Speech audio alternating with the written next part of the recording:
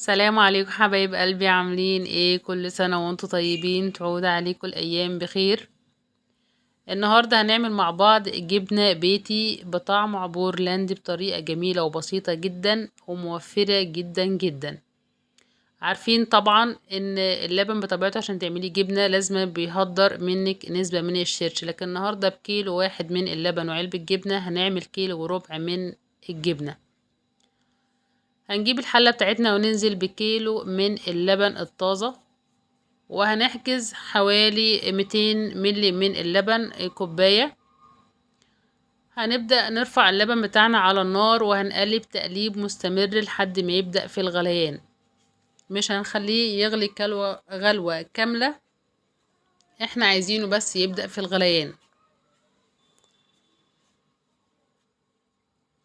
بعد كده هننزل عليه معلقتين ونص من الزبدة، وهنبدأ نقلب تقليب مستمر لحد ما الزبدة بتاعتنا تسيح وتختفي نهائي في اللبن.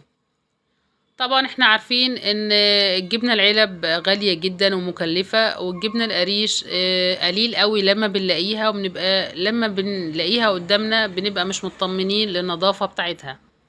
لكن النهاردة هنعمل الجبنة البيتي في البيت بالطعم اللي احنا حابينه، وكمان موفر جدا جدا. بعد ما الزبدة بتاعتي دابت هنجيب علبة جبنة عبور وهننزل بالعلبة بتاعتنا كاملة، يعني كيلو اللبن عليه ربع كيلو من الجبنة. ممكن نستبدل جبنة العبور بأي نوع احنا حابينه، جبنة شيدر رومي، جبنة براميلي، جبنة اسطنبولي، اي نوع معلبات انتي حباها. كيلو اللبن عليه ربع كيلو من الجبنة اللي انتي حباها عشان تديك الطعم اللي انتي حباه.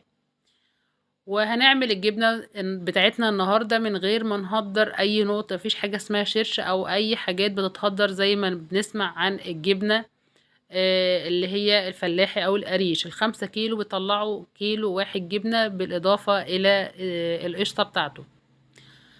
بعد ما الجبنة بتاعتي قلبنا تقليب مستمر لحد ما اختفت نهائي في اللبن، هنجيب بقى كوباية اللبن اللي احنا كنا شايلينها في الاول، وهننزل ب6 معالق كبيرة من النشا، معالق هرمية زي ما شفنا كده، وهنقلب تقليب مستمر لحد ما ندوب النشا نهائي.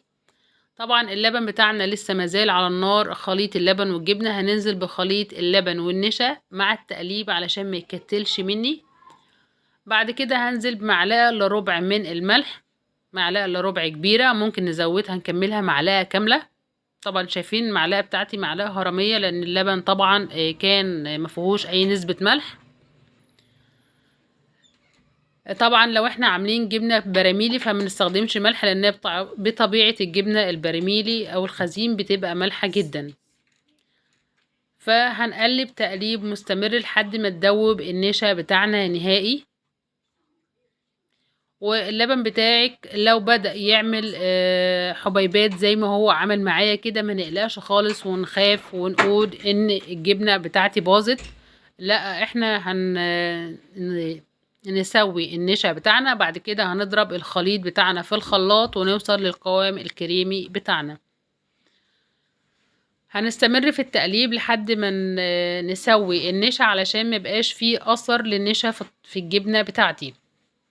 طبعا بنسيبها تلف معانا وتاخد القوام الكريمي، وكمان نسيبها تبدأ تبقبق كده من الجناب علشان نتأكد ان النشا بتاعتي استوت نهائي، مفيش ليها اي اثر في الطعم بتاع الجبنة بتاعتي.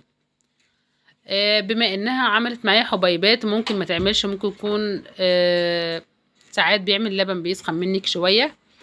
هسيب الخليط بتاعي يهدى شوية صغيرين، مش هيبرد، هيهدى بس شوية. بعد كده هضرب الخليط في الخلاط علشان اوصل للقوام الكريمي، يبقى الخليط بتاعي ناعم جدا ما فيهوش اي حبيبات.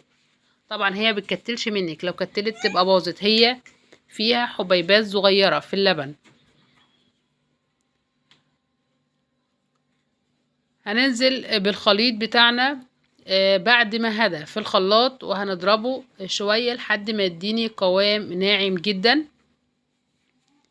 بعد كده هجيب العلبة اللي انا هخزن فيها او هصب فيها الجبنة بتاعتي. شايفين القوام كريمي خفيف مبدئيا. بجيب العلبة بتاعتي ما بتهاش اي لا زيت ولا سمنة ولا اي حاجة، الجبنة بتاعتي ناشفة ما فيهاش اي حاجة.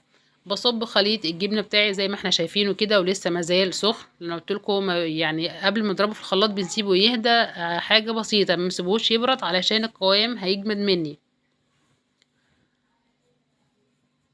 هنصب الخليط بتاعنا ونسيب الجبنة تبرد نهائي الاول، بعد كده هنغطيها بكيس ونغطيها بالغطا بتاعها ونحفظها في التلاجة لمدة 24 ساعة قبل الاستخدام.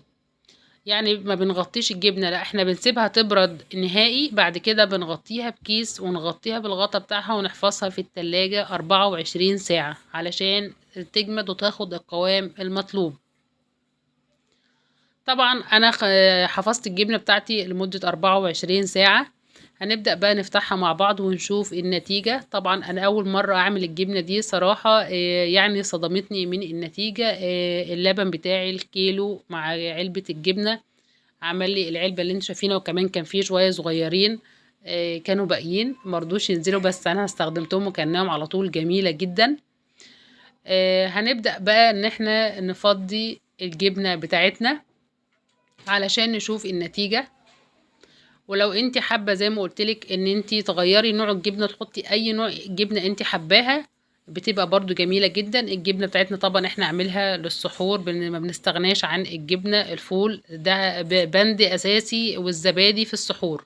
وفيما بعد بإذن الله طبعا بتنفع في الفطار والعشاء، جميلة جدا، اوفر بكتير من تشتري علب الجبنة. يعتبر كمية الكيلو اللبن مع علبة الجبنة مش هيجي، يعني مش هيجيب معاك اقل كمان من علبتين جبنة ربع كيلو.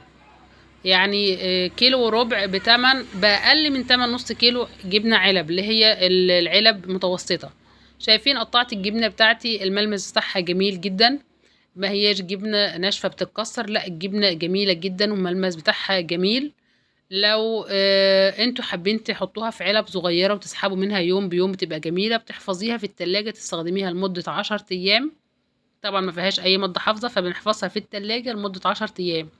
الجبنة بتاعتي زي ما احنا شايفينها الجبنة بتتفرد، مش جبنة ناشفة. الجبنة القوام بتاعها كريمي جميلة جدا، والطعم بتاعها جميل قوي. يعني صراحة هتغنيكي ان انت تشتري جبنة من بره بعد النهاردة. وكمان هتعمليها بالطعم اللي انت حباه، اي طعم انت حباه بتجيبي الجبنة بالعلبة بتاعتك وتستخدميه في اللبن، وكمان اوفر بكتير. وتنفع بعد كده كمان باذن الله في الفطار في العشاء، تنفع كمان في سندوتشات المدارس، جميله جدا. اتمنى الفكره تعجبكم، واتمنى ان انا اكون افدتكم، واتمنى تشتركوا معايا في القناه علشان يوصلكم مني كل جديد، ونتقابلوا باذن الله في وصفه جديده، والسلام عليكم.